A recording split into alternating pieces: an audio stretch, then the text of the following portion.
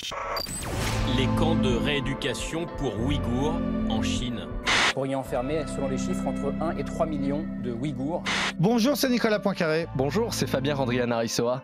À l'abri des regards, dans l'ombre des camps de rééducation chinois, se planifie la disparition de l'ethnie musulmane ouïghour. L'objectif, stériliser de force jusqu'à un quart des femmes en âge de procréer. On vous explique.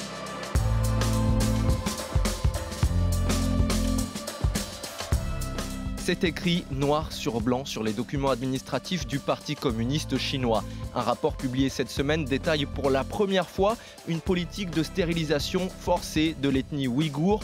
3 bonnes raisons d'écouter ce podcast avec Nicolas. Alors il faut en parler parce que c'est un crime qui est commis actuellement, une politique jamais vue contre la natalité d'un peuple, les Ouïghours, donc cette minorité musulmane au nord-ouest de la Chine. Je vais vous raconter aussi comment un chercheur allemand a réussi à démontrer et à dénoncer ces faits. Et puis on verra pourquoi l'Occident aujourd'hui réagit avec beaucoup de vigueur.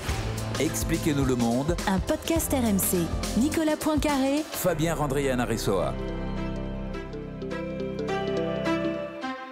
Alors déjà, on a vu émerger le sujet dans l'actualité depuis assez peu de temps. Il faut commencer par expliquer qui sont les Ouïghours. Alors c'est une des 58 nationalités reconnues officiellement en Chine. C'est donc un peuple musulman, turcophone, en tout cas qui parle une langue très proche du turc qu'on parle aujourd'hui à Istanbul par exemple. Ils sont environ 25 millions, ce qui est peu à l'échelle de la Chine. Le problème, c'est qu'ils sont de moins en moins nombreux dans leur propre région, puisque les Chinois ont réussi à faire venir un certain nombre de Han, c'est-à-dire l'ethnie majoritaire en Chine, et au fur et à mesure des années, eh bien, les Ouïghours ont été de moins en moins nombreux chez eux.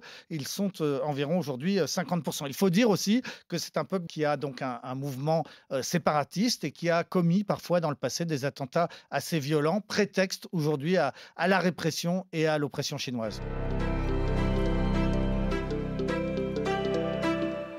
Et pour la première fois cette semaine, on découvre des chiffres sur le projet de grand remplacement de l'ethnie ouïghour par les Han, qui sont majoritaires, Nicolas. On découvre surtout l'ampleur de cette polémique parce qu'effectivement, on a publié des chiffres qui sont des chiffres officiels du taux de croissance de la population dans cette province du Xinjiang, la province où vivent les Ouïghours. On apprend par exemple donc que l'année dernière, la progression de la population n'a plus été que de 1 pour 1000 donc en 2019, alors qu'elle était de 11 pour 1000 en 2018 et encore bien supérieure les années précédentes. Les Chinois ont donc réussi à faire baisser drastiquement le nombre de naissances chez les musulmans ouïghours pour essayer d'obtenir qu'ils deviennent minoritaires chez eux. Alors, quelle méthode utilise la Chine pour mener ce projet de stérilisation ? Alors, il procède avec une très grande efficacité et avec plusieurs méthodes. Effectivement, une politique de stérilisation forcée et en général définitive, sous peine d'être internée. C'est-à-dire qu'on laisse le choix aux femmes d'être stérilisées ou bien de partir dans un camp de travail. Il y a aussi une massive politique de contraception imposée, c'est-à-dire qu'on impose aux femmes la pose du stérilet. On a des statistiques qui montrent que dans certaines régions, 84% des femmes portent un stérilet, ce qui est énorme. La moyenne nationale en Chine, c'est à peine de 1,8%. Et puis, il y a encore une autre méthode qui, là, est très politique, très radicale. On sépare les époux pour qu'ils ne fassent plus d'enfants ensemble. On sépare les époux par l'enfermement dans des camps de travail, soit des maris, soit des femmes, soit parfois les deux. Et on a ainsi découvert que dans les camps de femmes, la majorité des détenus sont là pour avoir violé la loi sur la natalité, autrement dit, pour avoir fait trop d'enfants.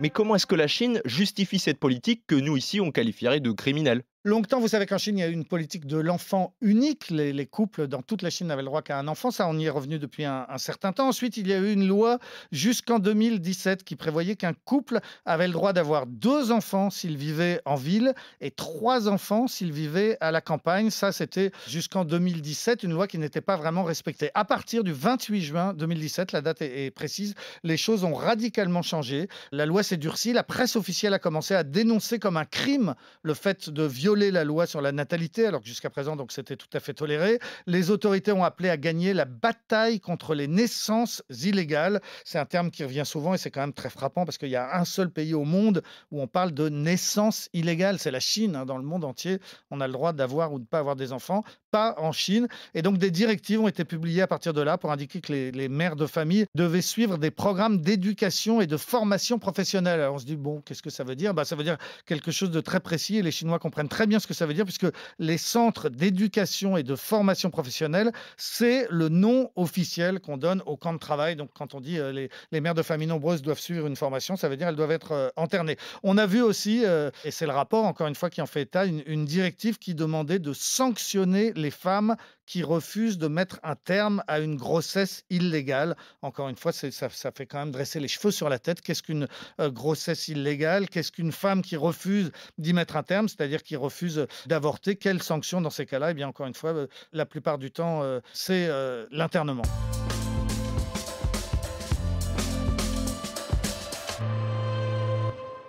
Sur la situation en Chine et en particulier dans ces goulags chinois, il est extrêmement difficile d'obtenir des informations, y compris pour les ONG sur place. Alors, comment est-ce qu'on a pu découvrir l'ampleur de cette politique de contrôle des naissances? Alors donc c'est un chercheur allemand qui est à l'origine de ces révélations qui ont eu un impact mondial au début de cette semaine. Donc il s'appelle Adrien Zenz. Il est grand spécialiste des minorités chinoises en général et de la minorité ouïghour en particulier. Son travail a été financé et publié par une fondation américaine qui s'appelle la James Stone Foundation. Ce sont des Américains qui ne cachent pas leur engagement contre le communisme. Et donc, c'est ce qui permet aux Chinois de dire que tout ça est orienté, que ces informations viennent des États-Unis et en particulier des anticommunistes américains. Alors, on peut le penser, sauf que quand on lit ce rapport qui fait une 40aine de pages, qui n'est pas très long, mais il est extraordinairement sourcé. C'est-à-dire qu'il n'y a pas un chiffre, pas une affirmation qui ne soit pas justifiée par un document. C'est-à-dire qu'en fait, ce chercheur allemand, il a travaillé tout simplement sur la base des informations que les Chinois eux-mêmes publient. Ce sont des documents administratifs, des documents des autorités sanitaires locales, publiés par les préfectures ou par les ministères de la Santé, des documents qu'on ne peut pas contester, qui évoquent, par exemple, noir sur blanc, l'objectif de stériliser entre 14 et 24% des femmes en âge de procréer, ou bien on voit des directives qui font la promotion de mesures pour contrôler les naissances avec efficacité à long terme. C'est un euphémisme bureaucratique pour dire des stérilisations définitives. Bref, tout ça a été écrit. C'est le propre d'ailleurs des grandes bureaucraties et des grandes dictatures. C'était la même chose pour le goulag stalinien ou pour d'autres grands crimes. Tout se retrouve dans les documents administratifs. C'est pour ça que ce travail de ces chercheurs allemands est tout à fait frappant et tout à fait exceptionnel.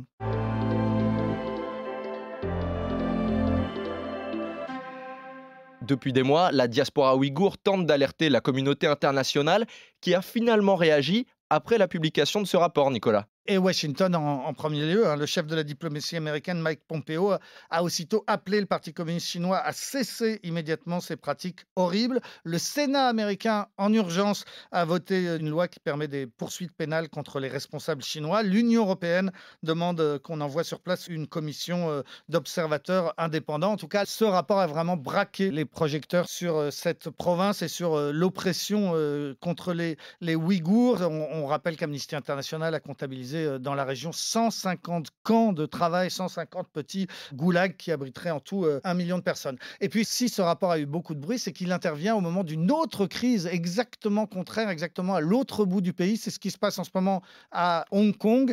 Est entrée en vigueur une nouvelle loi qui met à bas toutes les principales libertés publiques dans l'ancienne colonie britannique. Vous savez que Hong Kong a été rétrocédé à la Chine il y a exactement 23 ans contre la promesse de maintenir un seul pays, donc la Chine, mais deux systèmes différents, la Chine communiste et puis la Chine capitaliste avec des libertés individuelles et des libertés publiques. Eh bien, cette promesse, les Chinois l'ont tenue exactement 23 ans, mais ils y ont mis un terme en proclamant une nouvelle loi qui permet l'arrestation de tout manifestant, qui permet de réprimer toute parole libre, qui permet de juger les opposants en Chine continentale. Enfin bref, les démocrates chinois sont en train de perdre et c'est pour ça que ces deux affaires, Hong Kong et les Ouïghours, font beaucoup de bruit.